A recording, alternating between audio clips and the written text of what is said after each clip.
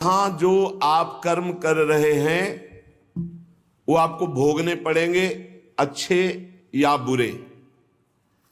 बिना भोग के ये नष्ट नहीं होते।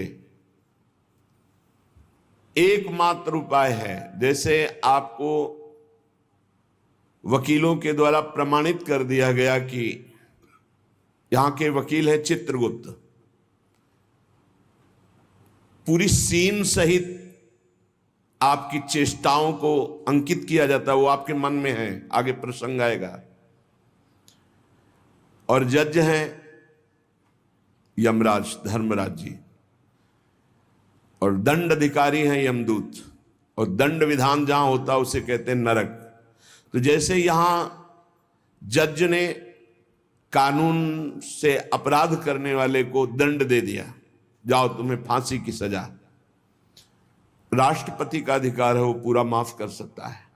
ऐसे ही राष्ट्रपति हैं भगवान श्री हरि।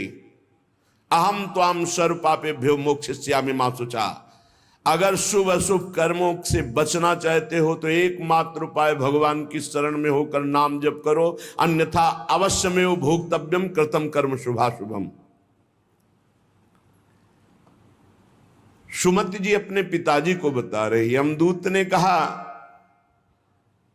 महाराज, मृत्युलोक में मनुष्य जो पुण्य और पाप करता है बारी बारी से उसे भोगना पड़ता है। बहुत ध्यान से सुनोगे तो आपको बड़ी सावधानी प्राप्त हो जाएगी। जो छोटी मोटी गलतियां आप हंसी खेल में करते हैं वो भी आपको दंड भोगना पड़ेगा।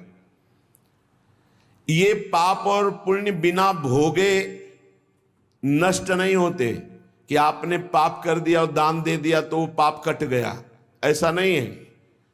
पुण्य का अलग विभाग होगा, पाप का अलग विभाग होगा। अगर काट सकते हैं तो सिर्फ भगवान काट सकते हैं, भगवान का भजन काट सकता है, दूसरा नहीं। लाखों जन्मों में जो तुमने पाप और पुण्य किया है, जो एकत्रित है, उसका नाम है संचित कर्म। संचित पाप और पुण्य, और उससे जब मनुष्य शरीर मिलता है या जो शरीर मिलता है उससे जो हिसाब निकाल करके कुछ पुण्य और कुछ पाप, उसे प्रारब्ध भोग कहते हैं। फिर यहां कर जो नवीन कर्म किया जाता है उसे क्रियमाण कहते हैं। मनुष्यों के लिए जो उनका जमा हुआ पाप और पुण्य है वो अंकुरित होकर बढ़ता रहता है, ब्याज दर ब्याज। बहुत दुर्गति होती है, इसीलिए बहुत जन्म हम भोगे तो भी अपने संचित कर्म को नहीं भोग सकते। जैसे बीज मिट्टी और जल की आकांक्षा करता है तभी वो उत्तम वृक्ष रूप धारण करता है, ऐसे ही पाप और पुण्य उसे प्रेरित करके पुनः पाप करवाता है, प्रेरित करके पुण्य पुनः पुण्य करवाता है। अगर पाप कर्म में रहती है तो पाप पर पाप, पाप पर पाप, और ये एकत्रित होकर वृक्ष रूप होकर समय स्थान वो निश्चित करेगा। पाप तुम्हें कहां दंड देना है, समय स्थान। बुरी दशा आने के पहले बुद्धि बदली जाती है, उसकी बुद्धि बदल दी गई। आप ना आवे आप पर ताई तहां ले जाए, वो वहीं ले जाएगा, उसी स्थान पर मारा जाएगा, उसी स्थान पर जो दंड उसे मिलना मिलेगा। जैसे आपने छोटा पाप किया तो आपके चलते समय पैर में कांटा चुभेगा और दुख होगा। कांटा निकाला गया, थोड़ी दिन वहां दर्द रहा, खत्म हो गया, आपका पाप क्षय हो गया। छोटा पाप कोई, आगे बताया जाएगा कौन कौन से पाप से कैसे कैसे दंड मिलते हैं। अब अगर आपसे थोड़ा बड़ा पाप बना है तो वही पैर में लोहे की कील बनकर चुभेगा, कांटे की जगह लोहे की कील, अधिक दुख होगा। और बड़ा पाप बना है तो खजूर का कांटा, बड़ा कील, ऐसे आपके पैर में चुभ। बिना पाप कर्म के कहीं भी किसी को कोई भी दुख नहीं हो सकता। सिर में दर्द होना, आजीवन पूरे जीवन सिर का रोग हो गया कि वो दर्द ही होगा 2-4 दिन में, 10 दिन में, पाप का कारण। अपथ्य भोजन, सर्दी सहन न होना, गर्मी सहन न होना, हर समय हृदय जलते रहना पाप का लक्षण। भिन्न भिन्न पाप भिन्न भिन्न प्रकार के दुख देते हैं दीर्घ काल तक। शस्त्र और अग्नि आदि का भय ये पाप के कारण होता है।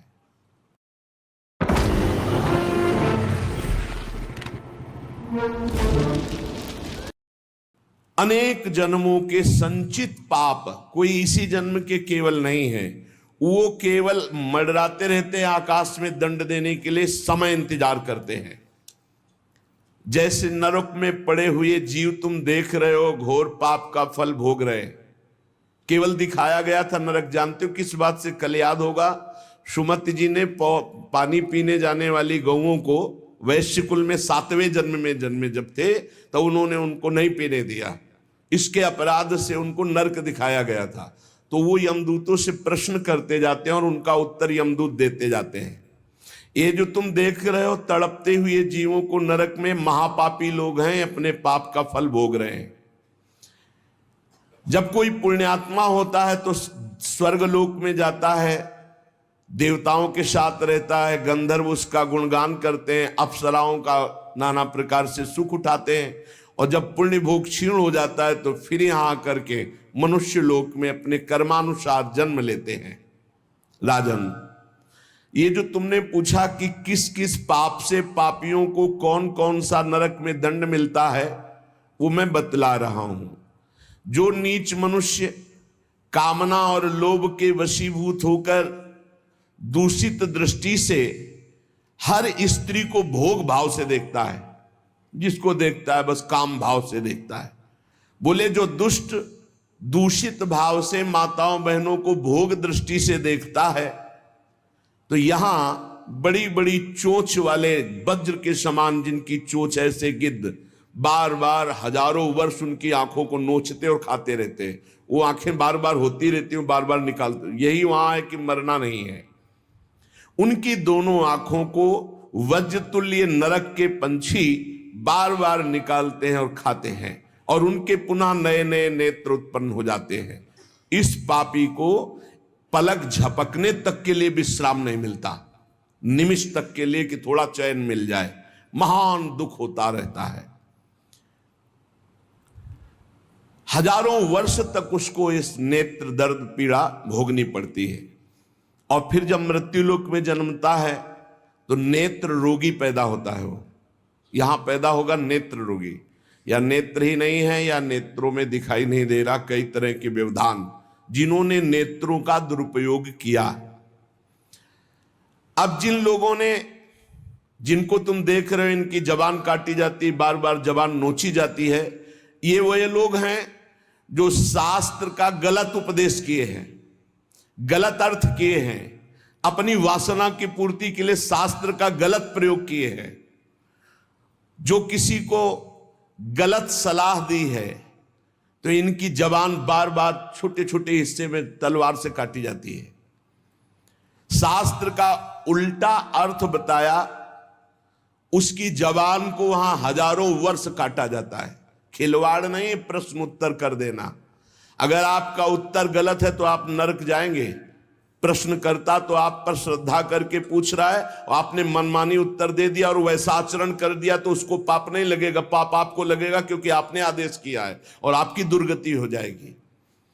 इसीलिए अनाधिकारी को जब जनक जी महाराज विदेह राज ने पूछा, निमि जी ने नवयोगेश्वरों से कि मैंने यही प्रश्न कर्म के विषय में सनकादि से पूछा था, वो मौन थे, कोई उत्तर नहीं दिया, क्यों? तो बोले उस समय आपका ज्ञान जागृत नहीं हुआ था, आप उस समय अनाधिकारी थे, कर्म का बड़ा सूक्ष्म विषय होता है, इसीलिए वो मौन थे।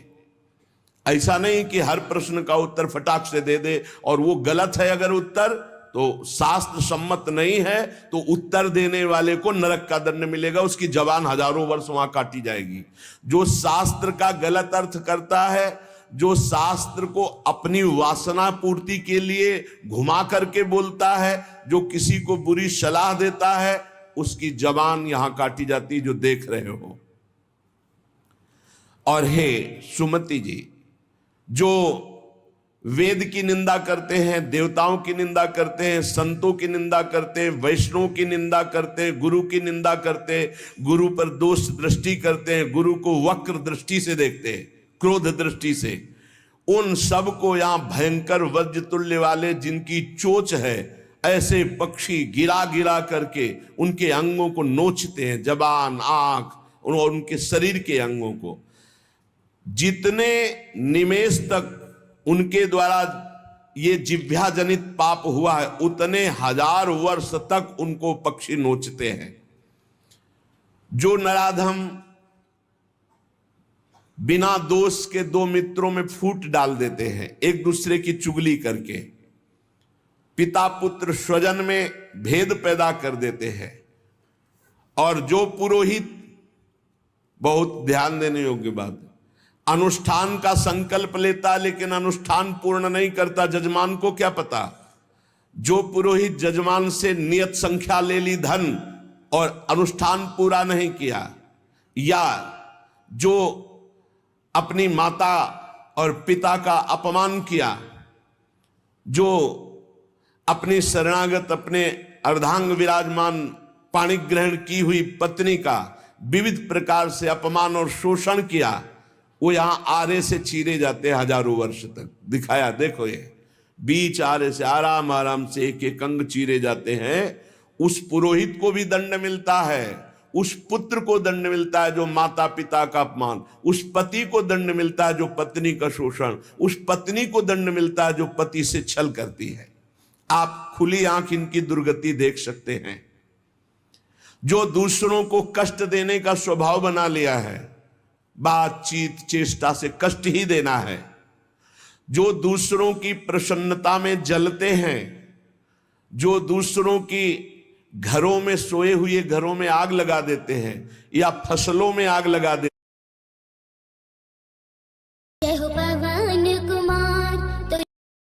हैं और उनको प्राणांतक कष्ट देते हैं, आपको यहां जलती हुई आग में जलाया जाता है। तुम देख लो, अधम पापियों को यहां जलती हुई आग में जलाया जाता है। तुम देख लो, तपती हुई बालू डालकर उनको भूना जाता है और यहां आग में उन्हें जलाया जाता है।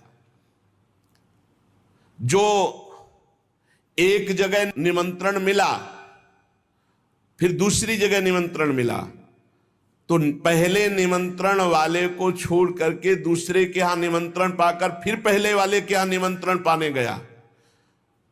ऐसा नहीं है, ये नरक का कारण बन जाएगा। एक जगह निमंत्रण है, वहां गए, अगर हम भूखे हैं तो भूखे, नहीं मिला तो नहीं मिला, अब दूसरे दिन देखा जाएगा। 2, 3, 4 निमंत्रण, ऐसा नहीं। जो ब्रह्मर्षि किसी देव कार्य के लिए, पितृ कार्य के लिए यजमान के द्वारा निमंत्रित किया गया और वो दूसरी जगह भोजन कर लिया, दूसरे निमंत्रण को स्वीकार करके फिर उसके यहां भोजन करने गया, तो उसको यहां नरक में 2 टुकड़े करने वाला दंड मिलता, बार बार उसके 2 टुकड़े। ये बार बार बहुत जगह भंडारा, बहुत जगह निमंत्रण, ये ऐसा नहीं है, सिद्धांत है। तुम भूखे हो तो एक जगह चले जाओ और अपना पेट भरो, भजन करो। ये नहीं कि 5 जगह चले गए तो खूब दक्षिणा 5 जगह की मिली तो सुन लो। ये तस्मा शास्त्रम प्रमाणम, ये शास्त्र है, मनमानी नहीं। पहले ऐसा कभी ब्रह्म ऋषि जन नहीं करते थे। 5 घरों में भिक्षा मांग लो या निमंत्रण है तो एक जगह जाके पेट भर लो जो रूखा सूखा मिले। ये 14 जगह भंडारा, 14 जगह निमंत्रण, तो उसकी व्यवस्था है।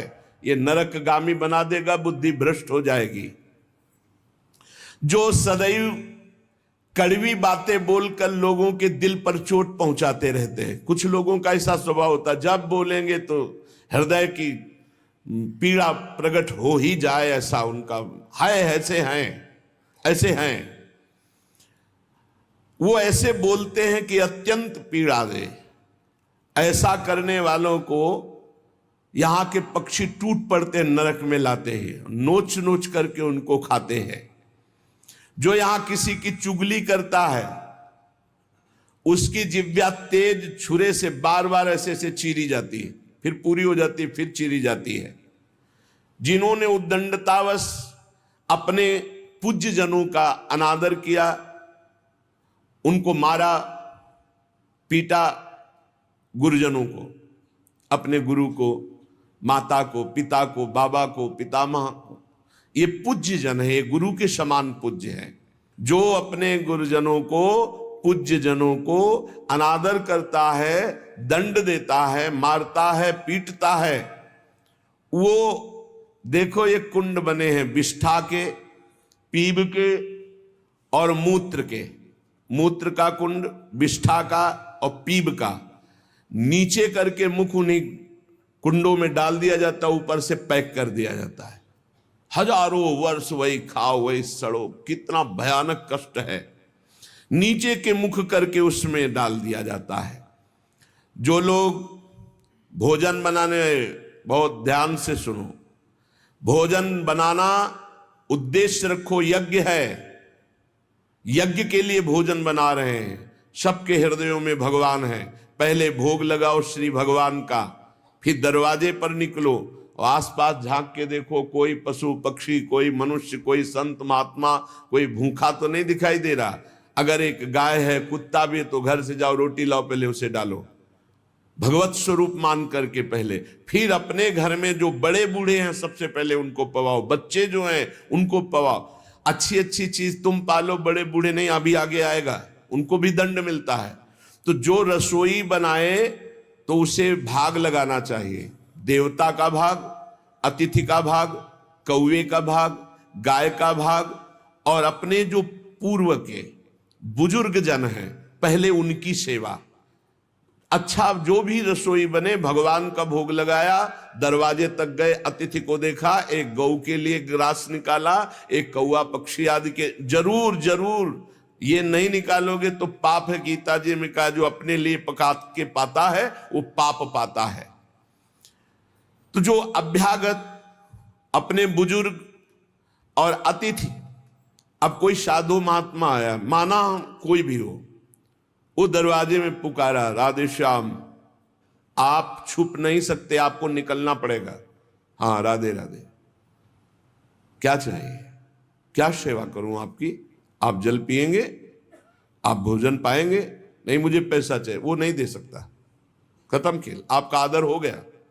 आप मृदु वचन में इतना तो बोल सकते हैं, राधे श्याम, आप इतना बोल सकते हैं, आप जल पिएंगे, आप रोटी पाएंगे, भोजन प्रसाद पाएंगे। नहीं, मुझे रुपया चाहिए। नहीं, मेरी श्रद्धा नहीं, मैं नहीं दे सकता, सामर्थ्य नहीं है, श्रद्धा नहीं है, कुछ भी आप कह दो उस पर चलेगा, पर आपको निकलना चाहिए। यदि आप छुपे रहे हो, आपके कान में आवाज आई, आपके दरवाजे से भिक्षुक वापस जा रहा, तो आपके सुकृत नष्ट हो जाएंगे और आपको पाप लगेगा। ये धर्म है, अतिथि देवो भव। देना ना देना वो आपके ऊपर की बात है, लेकिन मृदु वचन, जल और भोजन, ये तीन तो प्राय सब, नहीं कुछ है, एक फल दे दे। अगर वो कहता है मुझे भूख लगी है, तो आप वहीं गेट के बाहर बैठिए, परिचय नहीं है इसलिए, घर में जो सदस्य पुरुष वर्ग का, उससे 2 रोटी भेज दीजिए। जो दुष्ट आए हुए अतिथि का अपमान कर देता है, अतिथि देवो भव, बड़ी महिमा है गृहस्थ धर्म में अतिथि सेवा, साधु सेवा की, उसे यहां पीब चाट चाट के पवाई जाती है नरक में। उनका बुरा हाल होता है, बहुत सावधानी। इसीलिए धर्मात्मा पुरुष एक एक कार्य को बहुत धर्मपूर्वक, श्री राधा वल्लभ लाल।